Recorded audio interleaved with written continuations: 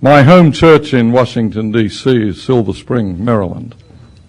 And about 10 years ago, we were all sitting in church just like this morning, and a hearse, a big black hearse with curtains at the windows, drove up into the church parking lot.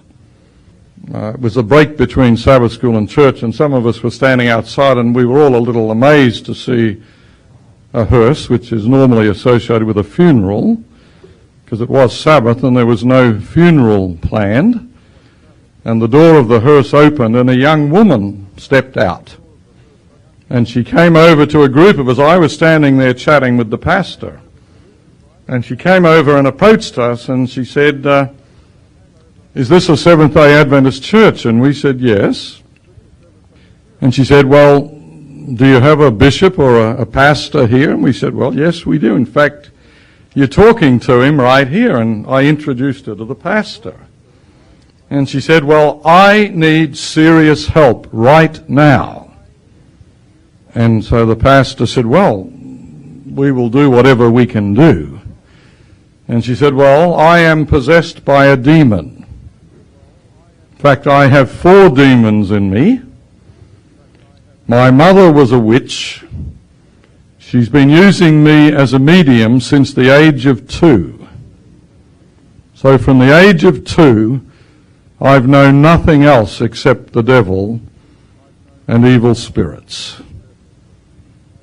And she said, I am desperately anxious to get free from this condition.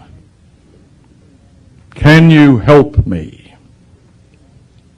And the pastor said, well, we've got responsible people here in the church. We'll have a quick little meeting with them and see what they can do. Well, it is Washington. You can't do anything without a committee. So a quick little committee was called with the elders, etc. And the decision was made, no, we can't help you.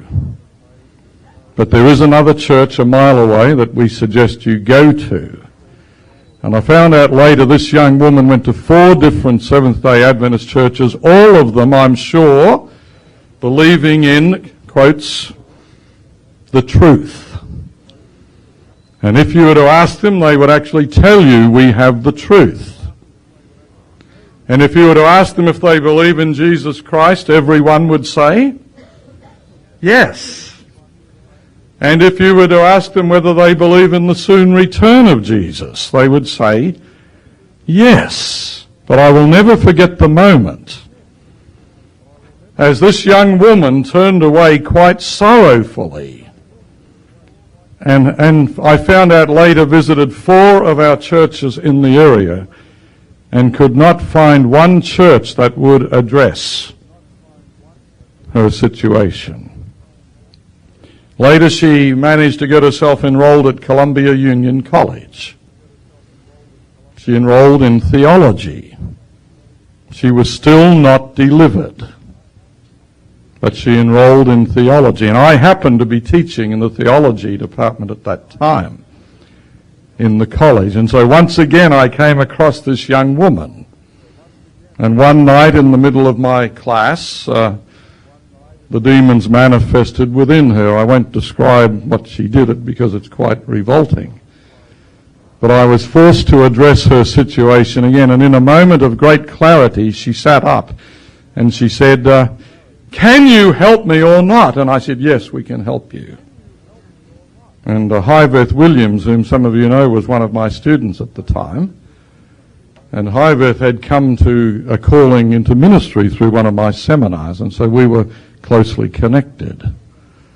And Hyveth and I agreed that we would get together and we would meet the needs of this young woman, and so we arranged for the following Thursday to have a deliverance for her. It was a very exciting night, actually, and God was gracious. And as we came together, one after another, 4 demons came out, each one cursing and blaspheming. And this young woman, whose name was Kathy, was delivered. And I remember saying to Hyveth at the time, we must guarantee her now support 24 hours a day for the next several weeks and maybe months. Because it's quite biblical, and it has happened before for people who've been delivered to find the demons wanting to return back into them again. So we will need to build a hedge around her and offer her the love and support that she's desperately seeking. The next morning, the college administration, without consulting me, called this young woman in and expelled her from the college because they said we can't have such sensational things happening on our campus. And I was rebuked for putting myself in a situation that I would be part of something so extravagant. I've never forgotten these experiences because I said to myself, that college and these churches, if you were to ask them, would all say the same thing.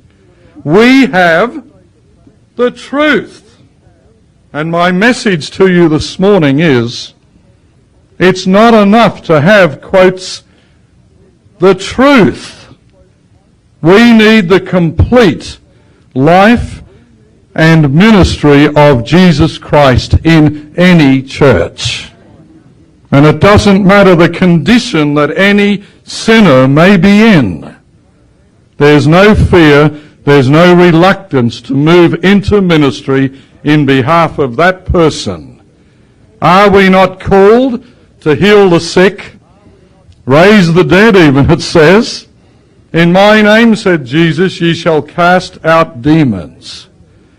I believe that any church that has the truth will be empowered, as we saw last night, to act in ministry because it'll be really Jesus acting in ministry. Jesus acting in ministry.